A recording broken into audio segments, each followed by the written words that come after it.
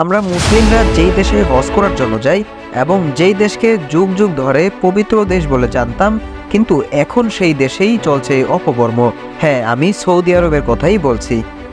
Saudi আরবে ৭০ বছরের বেশি সময়ের মধ্যে প্রথম মদের দোকান খোলা হচ্ছে, যার ক্রেতা হবেন কেবল বিদেশি অমুসলিম কূটনীতিকরা। বিবিসি লিখেছে, রাজধানী রিয়াদের কেন্দ্রস্থলের কাছে কূটনীতিক পাড়াই হবে এই অ্যালকোহল শপ।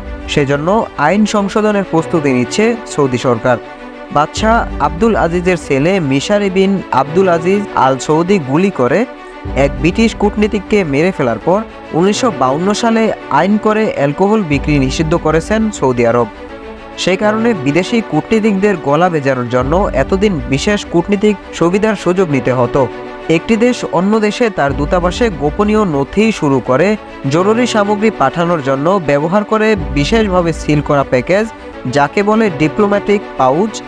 ভিয়েনা কনভেনশন অনুযায়ী বিমানবন্দর বা কোনো জায়গায় রাষ্ট্রীয় সিলমোহরযুক্ত এসব প্যাকেজ খোলা বা পরীক্ষা করার সুযোগ নেই।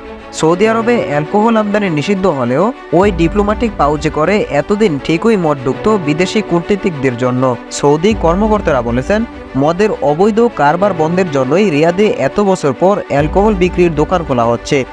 রয়টার্স জানিয়েছেন, আগামী কয়েক সপ্তাহের মধ্যে রিয়াদ এই মদের দোকান চালু হতে পারে, তবে সেটা চালানো হবে কঠোর নিয়মের মধ্যে। বিদেশি কূটনীতিকদের মধ্যে যারা ওই পানশালার ক্রেতা হতে চান, তাদের আগে অ্যাপের মাধ্যমে নিবন্ধন করতে হবে। সৌদি সরকার অনুমতি দিলে তবেই তার নিবন্ধন কার্যকর হবে। কূটনীতিক সুবিধা পান না এমন বিদেশিরা নিবন্ধন করতে পারবেন না। ২১ বছরের কম বয়সী কেউ ওই দোকানে ঢোকার সুযোগ পাবে না। ভেতরে মেনে চলতে হবে পোশাক বিধি। ড্রাইভার বা অন্য কাউকে পাঠিয়ে সেখান থেকে মদ কেনা যাবে না, অর্থাৎ যার নামে নিবন্ধন তাকেই সশরীরে যেতে হবে। একজন কতটুকু মদ কিনতে পারবেন তার মাসিক কোটাও নির্ধারণ করে দেওয়া হবে। একজন ক্রেতার জন্য মাসে বরাদ্দ থাকবে সব মিলিয়ে ২৪০ পয়েন্ট। প্রতি লিটার বিয়ারে ১ পয়েন্ট, প্রতি লিটার ওয়াইনে ৩ পয়েন্ট এবং প্রতি লিটার সিগারে ৬ পয়েন্ট কাটা হবে। সব নিয়ম মেনে সুরাপানের সুযোগ পেলেও এটা মাথায় রাখতে হবে যে জায়গাটা সৌদি আরব এবং মদ পানের পর আচার আচরণে কোনো বেচাল হওয়া চলবে না। সৌদি আরবের বর্তমান আইনে মদ পান করলে কিংবা নিজের কাছে রাখলে শাস্তি হিসাবে জেল জরিমানা থেকে শুরু করে প্রকাশ্যে দৌড়া মারা, এমনকি নিজের দেশে ফেরত পাঠানো হতে পারে। যুবরাজ মোহাম্মদ বিন সালমানের ভিশন ২০৩০ এর আওতায় সৌদি আরবকে বিদেশিদের কাছে আকর্ষণীয় করে তুলতে গত কয়েক বছর ধরেই বিভিন্ন উদ্যোগ নেওয়া হচ্ছে। এর অংশ হিসেবে কূটনীতিকদের জন্য পানশালা খোলার এই উদ্যোগ।